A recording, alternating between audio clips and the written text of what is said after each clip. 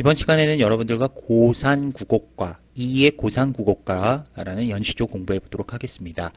작품 해제부터 참조를 해주시면요. 작가가 그 해주라는 곳에서 후진양성, 역시 그 후학들, 제자들을 양성하는 데 힘쓰고 있을 때 주자의 무의국어과라는 곡을 모방을 해서 지은 열수로 구성된 연시조로서 자연에 묻혀 살며 주자를 배우고 학문에 힘쓰고자 하는 작가의 마음이 잘 담겨 있다라고 할 수 있습니다. 자연에 묻혀 살면서 또 거기에 학문을 공부하겠다. 우리 앞서 배웠던 그 도산시비곡도 좀 이와 유사한 그런 부분들이 좀 있었죠. 그런 부분들을 생각하시면서 좀 작품 보도록 하겠습니다. 갈래는 역시 연시조고요. 아무래도 후학들을 그 양성하면서 학문에 힘쓰고 자연에 묻혀 살겠다 뭐 이런 내용들이니까 교훈적인 내용, 유교적이고 자연에 대한 예찬적 태도 이런 것들 엿볼 수 있겠죠. 표현에서는 중의법과 영탄법이 사용됐습니다. 중의법이라는 거는요, 하나의 단어에 하나의 의미만이 있는 것이 아니라 여러 개의 의미가 담겨져 있다라고 할 때 중의법이라고 이야기를 하죠. 영탄법, 그 다음 시각적인 심상과 공간의 이동에 따른 전개가 드러나 있다. 주제는 고산의 아름다움과 자연의 아름다움을 얘기하고 강학, 학문을 강론하는 것에 대한 즐거움이 표현되어 있다. 라고 할 수 있죠. 의인은 성리학의 대가가 지은 작품으로서 그 이황의 도산시비곡, 우리 앞서 배웠던 그런 도산시비곡이라는 작품과도 아주 쌍벽을 이루는 그런 작품으로 볼 수가 있겠습니다. 자, 본문을 함께 가보도록 하겠습니다. 고산국어과 서사부터 해서 총 지금 10수로 구성이 되어 있다라고 했는데요. 자, 서사 부분부터 보겠습니다. 우선 서사에서는요. 중심적인 내용을 먼저 정리를 해드리면 이 고산이라는 곳에 정자를 짓고 주자학을 연구한다라는 그런 내용이에요. 고산에 정자를 짓고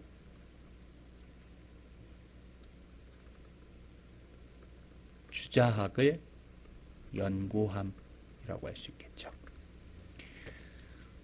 내용을 좀 더 구체적으로 살펴보도록 하겠습니다. 고산 구곡담을 사람이 모르더니 라고 했죠. 고산의 그 9번 굽이 도는 계곡의 그 아름다운 경치를 사람들이 모르더니 라고 했습니다. 고산 구곡담이라고 지금 나오죠. 자, 이 부분은요. 작품 전체의 시적 대상이자 공간적 배경이 된다라고 할 수 있습니다. 작품 전체의 시적 대상이고요. 시에서 그 이야기되고 있는 중심 대상이고 바로 공간적 배경이라고 할 수 있겠죠. 고산 구곡담을 고산의 그 9번 굽이 도는 계곡의 그 아름다운 경치들을 계곡의 아름다운 경치를 사람들이 모르더니 주모복고 하니 번님네 다 오신다라고 했습니다. 내가 이렇게 털을 닦아놓고 집을 지으니 정자를 지었다고 했죠. 주모복거라는 건 풀을 베어내고 정사를 마련하니 정자를 마련하니 번님네들 다 오신다. 자, 여기서 번님네는 다시 친구들이라기보다는요. 여러 후학들 이의 학문을 배우러 온 여러 후학들을 얘기하죠. 번님네들 다 오신다. 어즈버 무의를 상상하고 학주자를 하리라. 어즈버는 감탄사입니다. 특별한 뜻이 있는 건 아니고요. 시조의 형식을 갖추고 있기 때문에 종장의 쳤고 석자는 꼭 지켜줘야 된다는 규칙 있죠. 어즈버 석자 지켜줬고요. 무의를 상상하고 무의는요. 주자라는 사람이 정자를 짓고 학문을 닦던 곳이에요. 주자가 그 정자를 짓고 그 학문을 닦았던 곳 그곳을 상상하면서 학주자하리라. 마지막에 학주자하리라. 주자를 배우리라 라고 해서 여기서는 진리탐구의 자세를 표현하고 있고요. 작품 전체의 주제를 직설적으로 제시했다라고 할 수 있어요. 서사 부분이니까.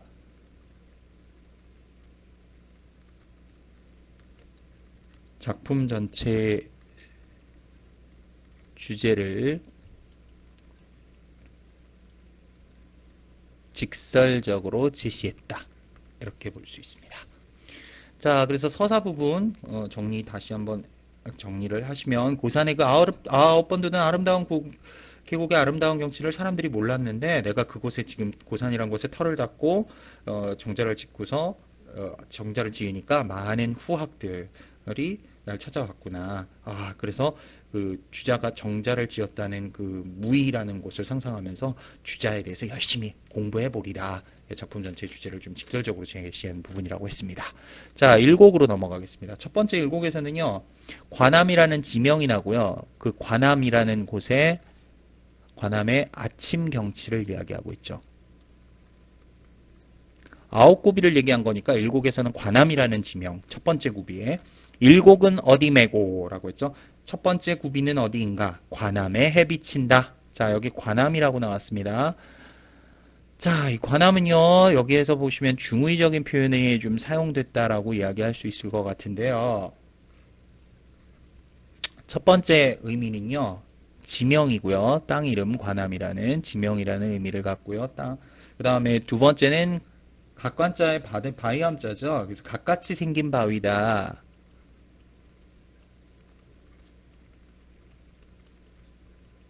그래서 하나의 이런 단어에 두 가지의 의미를 담고 있기 때문에 이런 거 우리가 중의법 사용됐다라고 볼 수 있는 거죠.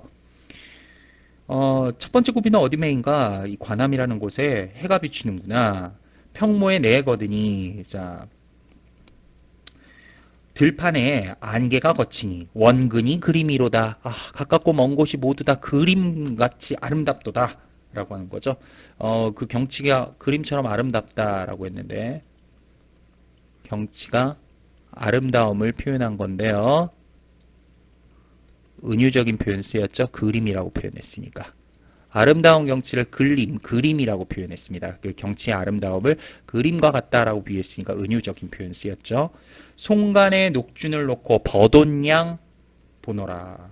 소나무 사이에, 소나무 송자에 사이간자죠. 소나무 사이에 녹준을 놓고 술통을 놓고, 이 녹준은 좋은 술을 담아 놓는 통이라고 해요.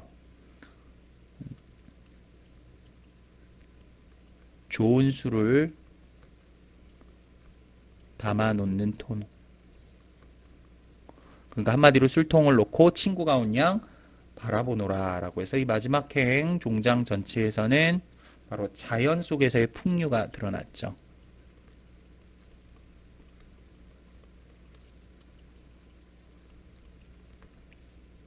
자연 속에서의 풍류라고 할 수 있습니다. 자, 이제 2곡과 3곡으로 넘어갑니다.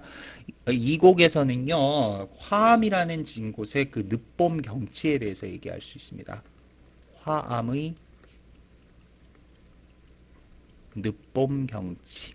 자, 그럼 가보도록 하겠습니다. 이 곡은 어디 메고 두 번째 구비는 어디쯤인가? 화암의 춘만커다. 화암이라는 곳에 봄이 가득 찼구나. 봄춘자에 가득 찰 만자죠. 자, 우선 여기서부터 화암이라는 지명이 또 나왔습니다. 이것도 마찬가지로 아까 관암처럼 두 가지의 의미죠. 첫 번째는 지명의 의미고요.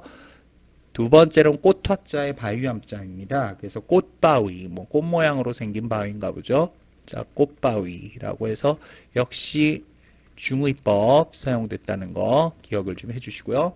두 번째 구비는 어디메인가 어디쯤인가 화암에 봄이 가득 찼도다. 봄이 가득하구나. 벽파에 꽃을 띄워 야외에 보내노라.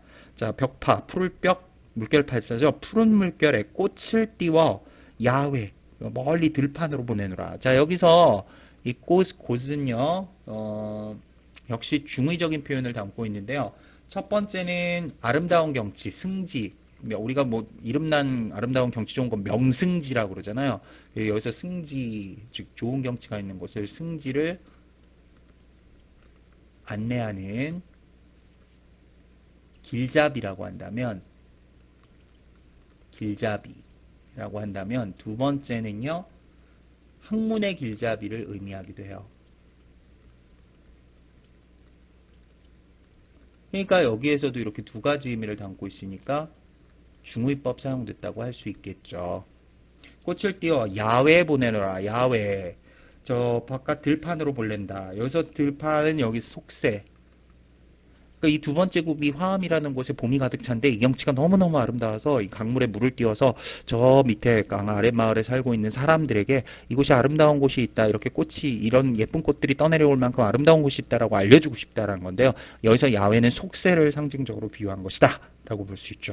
사람이 승지를 모르니 알게 안 들었더니 사람들이 승지, 아름다운 경치가 있는 곳을 모르니 알게 하면 좀 어떻겠는가, 좀 알게 해주고 싶다 이런 얘기죠.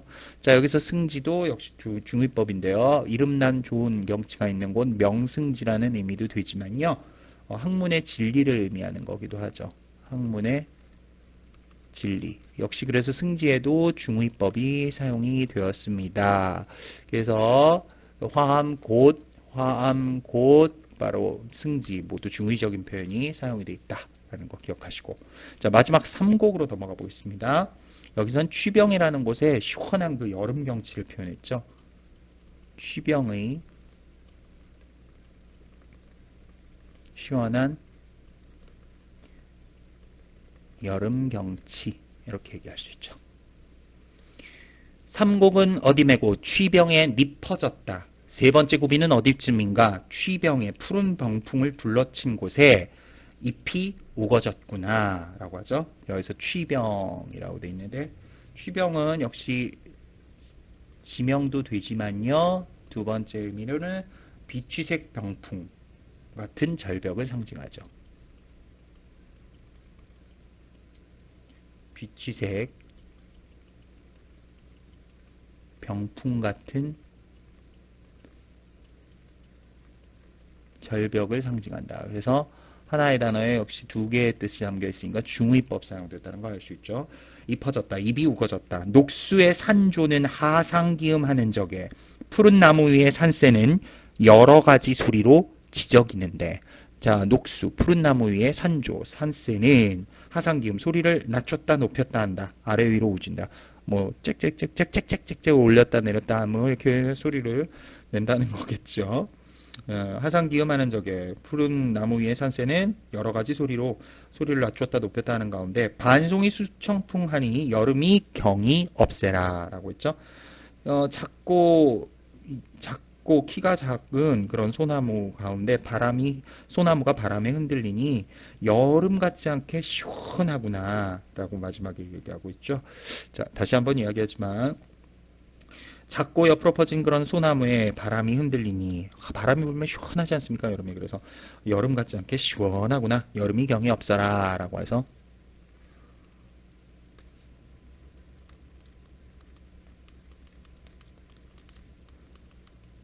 여름 같지 않게